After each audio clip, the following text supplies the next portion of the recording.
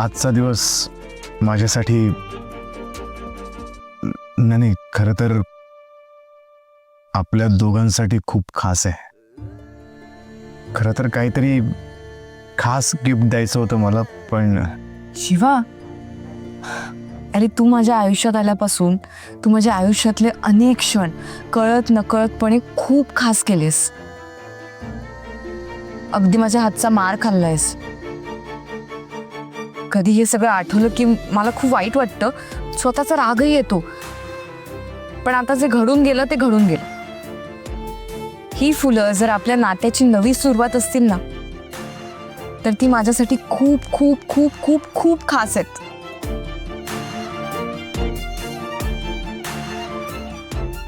घे, हे फुल माळ माझ्या केसात.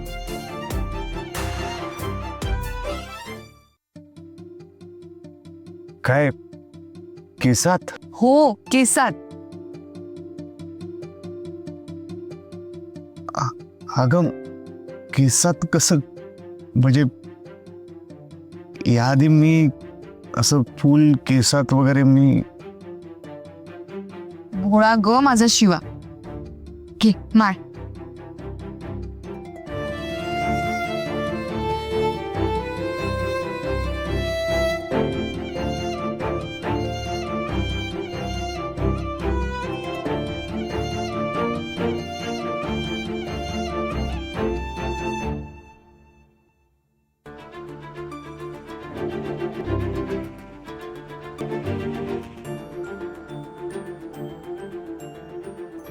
अरे शिवा,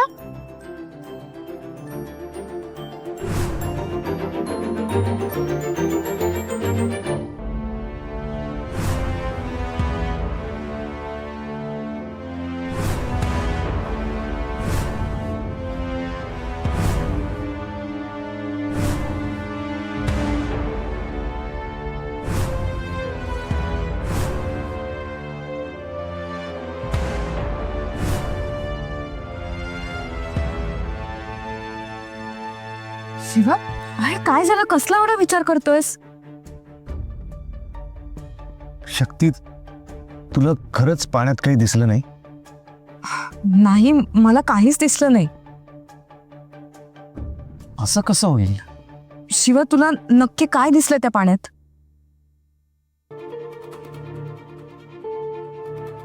शक्ती, हे बघ, तुझा कदाचित विश्वास बसणार नाही, पण मी खरंच सांगतोय. मला त्या जलकुंडात महादेवांच्या अवतारात मी आणि पार्वतीच्या अवतारात तू दिसलीस. कसं शक्य आहे? मलाही हाच प्रश्न पडलाय. मला काय वाटतं ना शिवा, आपल्या मनात जे असतं ना तेच आपल्याला आपल्या समोर दिसतं. मनी वसे ते स्वप्नी दिसे म्हणतात ना, तसं. आणि काही गोष्टी स्वप्नात नाही तर प्रत्यक्षात त्या गोष्टींचे भास आपल्याला होतात. आणि प्रश्न जेव्हा अफाट श्रद्धेचा असतो तर आपल्या नजरेला तेच चित्र दिसतं जे आपण आपल्या मनात रेखाटलं असतं. मग तसं जर असेल तर ती मुलगी तुला आजही कशी काय दिसली? तू तर काही विचार करत नाहीस तिचा. तुझे धानीमनी नसतं. मग ते तर मला न सुटलेलं कोड आहे. तसंच कोडं मलाही पडलेलं आहे. इथे आल्यापासून अशा एक एक चमत्कारिक घटना घडतात ना, की मला जे काही दिसते मला काही कळतच नाही, त्यांचा काही अर्थच लागत नाही.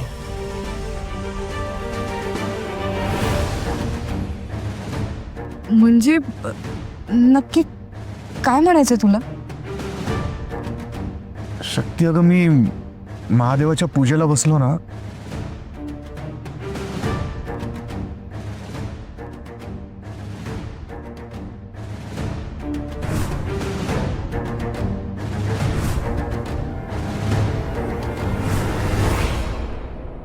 तू पण पाहिलं असशील ना ते सगळं. तुला जरा वेगळं नाही वाटलं? काय? मी नाही, मला हे काही दिसलं नाही. मला फक्त आपण मंदिराच्या महाद्वारातनं प्रवेश करताना आणि आपल्या अंगावर पडलेली फुलं एवढंच आठवतं. अगं असं कसं काहीच आठवत नाही? नीट आठवून बघ ना. तुला तो पिंडीवरचा नाग, माझ्या अंगावर झालेला अभिषेक, ती स्तब्ध झालेली माणसं, काहीतरी आठवेल. नाही शिवम, मला काहीच आठवत नाही. असं कसं काही शक्य आहे? तुला कसं काहीच नाही दिसलं, मलाच का दिसलं सगळं? तो नाग, ती फुलं, तो घंटानाद, शंकर पार्वतीच्या रूपातले आपण दोघं, हे सगळं काय विचार करून ना माझं डोकं शून्य व्हायची वेळ आली आता. शिवा, शिवा तू शांत हो. हा, काहीही विचार करू नकोस. आणि आणि ही मोमेंट एन्जॉय कर, हा क्षण एन्जॉय कर. तुला माहितीये, मला ना खूप मस्त वाटतंय. आपण आकाश पाळण्यावर बसल्यावर आपल्या पोटात कशा गुदगुल्या होतात, तसं फील होतंय मला. शिवा, मला खूप छान वाटतंय तुझ्यासोबत इथे.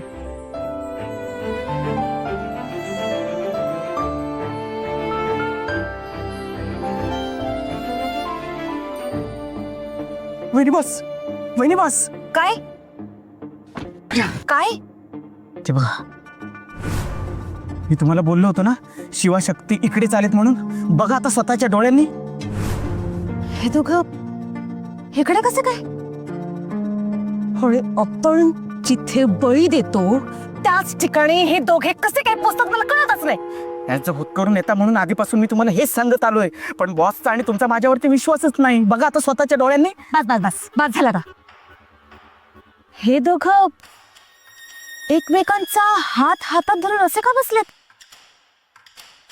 हे दोघं एकमेकांच्या प्रेमात तर नाही पडलेत ना? अच्छा, म्हणजे माझा अंदाज खरा ठरला तर दोघांचं लफडं सुरू आहे.